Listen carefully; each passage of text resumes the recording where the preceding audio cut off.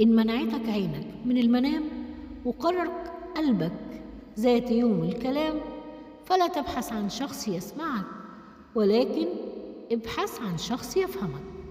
يعني إن حسيت في يوم من الأيام إن قلبك مش قادر يتحمل الحزن والألم والخذلان، فحاول إنك تلاقي حد تفضفض معاه باللي جواك، بشرط واحد، هو إنك تكون جربته قبل كده وواثق فيه إن الكلام اللي هتقوله عليه مش هيطلعه لحد تاني.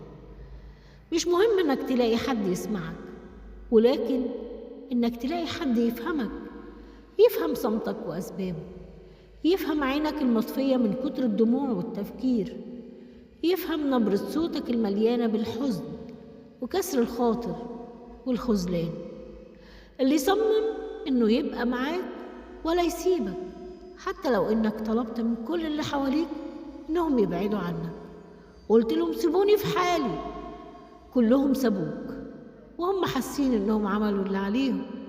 لما سألوك وأنت بخير وقلت لهم أيوة أنا بخير، إلا هو قرر إنه يفضل معاك وقال لك أنا مش هسيبك، أنا مش هسيبك إلا لما ترجع زي ما كنت حقيقي بخير.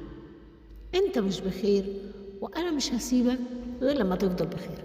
إن عجبك المحتوى اعمل لايك وشير ومتابعة عشان يوصلك إشعار بكل اللي بقدمه. شكرا لكم، سلام عليكم، تحياتي.